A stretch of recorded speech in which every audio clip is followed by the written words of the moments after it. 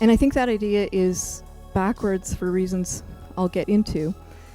Another reason potentially for why we associate ketogenic diets with starvation is because modern medicine was created after agriculture, where we were already having a high-carb diet. So when we first started looking at the effects of low-carb diets, we were able to recognize that there were similarities between what happens when people don't eat. But if we had been not on a high carbohydrate diet in the first place, that association would never have been made. But caloric restriction doesn't come without costs. In order to induce these effects in an animal in the longevity lab, you have to, but by definition, caloric restriction means you're not letting them eat what they would want to eat to hunger. And that means that they've evolved a signal to eat a certain amount, and and so it stands to reason that there is an adaptive advantage to eating that amount. And one of those advantages is the ability to reproduce. There's a prominent theory in longevity research that portrays longevity as a trade-off via caloric restriction with reproduction. And this was, I think, first discovered in worms, who have a very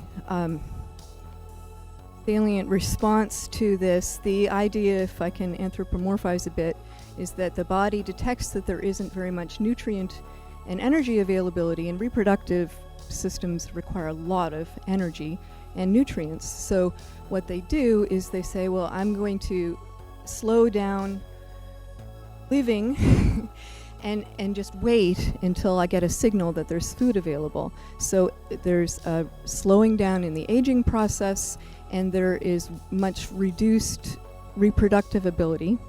And the idea is that they're saving it up for more abundant times. Now, if ketogenic diets are mimicking starvation, then it seems to me that they are not going to be able to provide the prime of life vitality that we would seek. I don't want to eat a diet that makes me live longer, but I don't enjoy very much. I'm going to choose quality over quantity every time.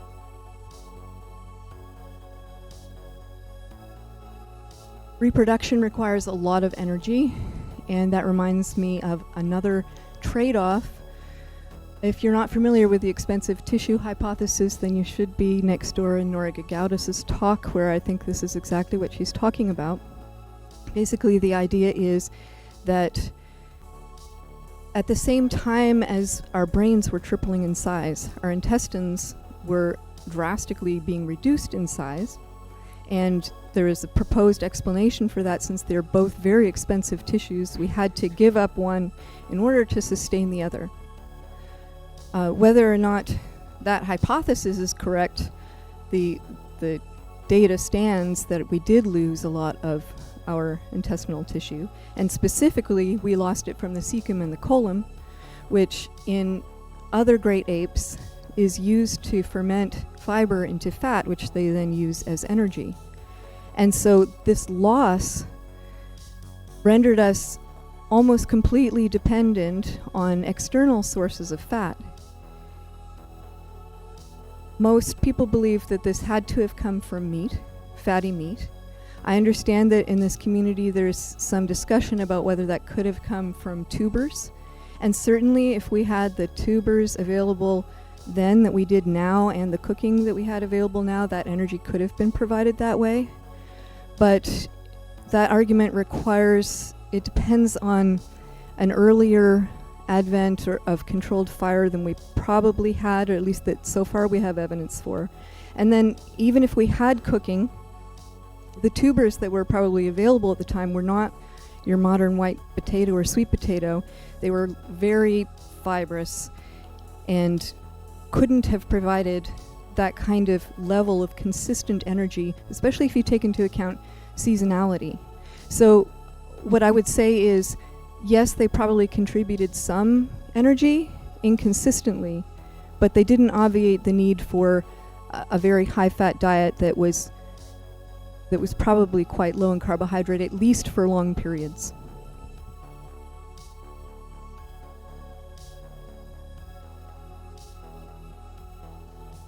Our brains are very energy intensive. An adult brain uses about 20% of all the energy that we create. And this is even more prominent in children whose brains are obviously proportionally much larger and they're still growing. In other mammal species, brain growth usually stops either at birth or at weaning. Humans are different in that our brains continue to grow long past weaning, and even after the size has stabilized, they continue to have structural changes through adulthood. This picture stops at age 20, but structural changes continue for a few more years after that, at least. This requires a lot of energy, and it's a species difference.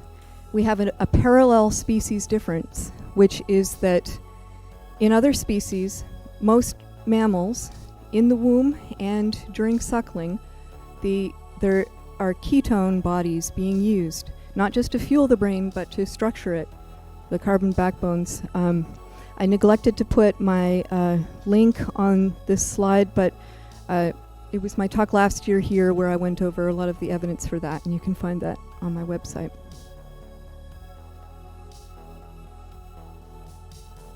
In other species that do this, when the weaning stops, the brain growth stops, and the ketogenesis stops. In humans, brain growth continues, and ketogenesis continues insofar as children get into ketosis way more easily than adults do. Up to adulthood, it's basically an inverse relationship between ability to get into ketosis and